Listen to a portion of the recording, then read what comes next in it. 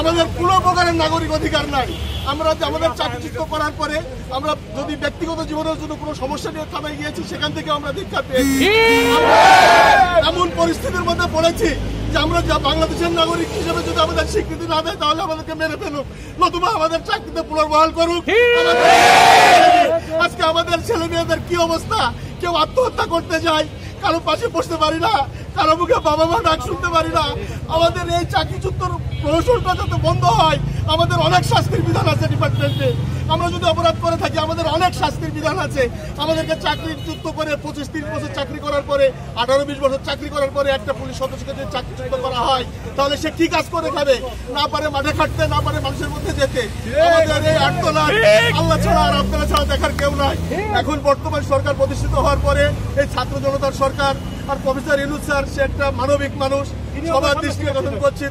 আমরা বিশ্বাস করি আমাদের এই আর্তনাদ তারা আমলে নেবে, শুনবে, আল্লাহর রহমত নাজিল হবে, আমাদেরকে সম্মানের সহিত পুনরায় চাকরিতে পুনর্বহাল করবে। হয়রানি করে মামলা, মোকদ্দমা, হামলা, বিভাগীয় মামলা করে চাকরিচ্যুত করেছেন। আমরা মানবতার পুলিশ ছিলাম, এটাই আমাদের এখন বর্তমানে বাংলাদেশে সময় এসেছে, বৈষম্য বিরোধী আন্দোলন চলছে। বর্তমানে আপনাদের যে জনগণ চাই জনতার পুলিশ, আমরা সেই জনতার পুলিশই ছিলাম। আমরাও একটি আন্দোলনের অংশ ছিলাম। আমরা আন্দোলন করার কারণেই, বিভিন্ন কথা বলার কারণে আমাদের সকলে চাকরিচ্যুত গেছে। সিম্পল বিষয় এমন ভাবে সাজাইছে বেনজির সহ তার প্রেতাত্মারা। আমরা লজ্জাতে মুখ দেখাতে পারি নাই, এলাকায় যেতে পারি নাই। আমরা অনেকে না খেয়ে দিন যাপন করছি, দেশ ছেড়েছি অনেকেই, ঠিক আছে। আমরা মামলা মোকদ্দমাও করতে পারি নাই অনেকে। আমাদের দাবি এখন একটাই, আমাদের সারা বাংলাদেশে গত 15 বছরে যতগুলো বেআইনি ভাবে চাকরিচ্যুত করা হয়েছে, মামলা দেওয়া হয়েছে এবং বিভাগীয় মামলা আছে, সবগুলো প্রত্যাহার করে প্রজ্ঞাপন জারি করতে হবে এবং আমাদের পোশাক আমাদেরকে ফিরে দিতে হবে। আমরা পোশাক না নিয়ে আমরা ঘরে ফিরবো না, আমরা কথা দিয়ে এসেছি বাড়িতে। আমাদের পোশাকের সাথে আমাদের সম্মান জড়িয়ে আছে, জনতার চাওয়া পাওয়া জড়িয়ে আছে। এই বাংলাদেশের জনগণের চাওয়া পাওয়া জনতার পুলিশ, সে জনতার পুলিশ আমরা ছিলাম। কষ্ট আমাদের একটাই, দুঃখ আমাদের একটাই।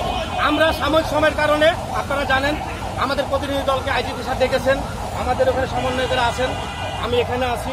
ওনারা না আসা পর্যন্ত আমরা পরবর্তী কর্মসূচি প্রদান করতে পারছি না। 400 কোটি টাকা নিয়ে পালিয়ে যাওয়া জাহাঙ্গীর 2010 সালে ইমিগ্রেশনে ডিউটিরত অবস্থায় আমার বিরুদ্ধে অভিযোগ করে, মৌখিক অভিযোগ, আমি সজীব ওয়াজেদ জয় সম্পর্কে নেতিবাচক মন্তব্য করেছি। আমার চাকরি চলে গেল। ন্যূনতম একটু পারিও হল ঘটনা সত্য না মিথ্যা। আমি 8টি পুরস্কার প্রাপ্ত অফিসার, আমার পুরস্কারগুলো কোনো কাজে আসে না।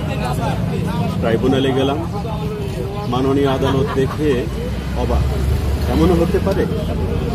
আর রায় পেলাম, রায়ের বিরুদ্ধে সরকার আপিল করল, আপিলও পেলাম। তথাপিও আজকে 14টি বছর আমাকে নিয়োগ দেওয়া হচ্ছে না। আমরা মানবতা জীবনযাপন করি। বিগত স্বৈরাচারী সরকারের আমলে আমরা যারা চাকরিচ্যুত হয়েছি, ইভেন আমরা পরবর্তীতে বিজ্ঞ আদালতে রায়প্রাপ্ত, আমরা এখানে যারা আসছি সবাই বিজ্ঞ আদালতের, হাইকোর্ট, সুপ্রিম কোর্টের রায়প্রাপ্ত এবং বিজ্ঞ আদালত তাদের অবৈধ আদেশকে আমাদের নির্দোষ প্রমাণিত হওয়ার পরে আমাদের পক্ষে আদেশ দান করেন তারা, এবং এই আদেশকে অমান্য করে বারবার কোর্টের, বিজ্ঞ আদালতের আদেশ অমান্য করে আমাদের বিরুদ্ধে appeal, leave to appeal, CPL, review সব শেষ করার পরেও তারা আমাদের এখন পর্যন্ত কোনো জয়েন করায় নাই। আমাদের এই ন্যায্য দাবি, আমরা কোনো অন্যায় দাবি করতেছি না। আমাদের আইজিপি মহোদয় এবং প্রধান উপদেষ্টা যিনি আছেন, ওনার বরাবর আমি বলতে চাই, আমাদের এই ন্যায্য দাবি আমাদের এই ন্যায্য দাবি আমাদের যদি আদায় না হয় তাহলে আমাদের আত্মহত্যা ছাড়া কোনো উপায় থাকবে না। এবং আমরা যারা এখানে আসছি সবাই যার যার পরিবারের কাছ থেকে বিদায় নিয়ে আসছি যে আমাদের কোনো কিছু হইলে তোমরা আমাদের জন্য দোয়া করবা। এখানে আমাদের প্রায় 400-450 আছে। তারা কেউ sub inspector, SI, constable, additional DIG sir পর্যন্ত আছে এখানে। ইভেন সার্জেন্ট পর্যন্ত আছে, মহিলা কনস্টেবল আছে এবং মহিলা কনস্টেবল সহ এখানে আছে। এসে বাংলাদেশ পুলিশকে রাস্তায় গাড়ি ঠেলতো, যেটা আমি ঠেলছি, আমি 100% কোর্টে গেছি। আমার কোর্টে মামলা চলমান আছে, এখন আমরা শুনানি করতে পারি না, আমার 3 বছর হয়ে গেছে।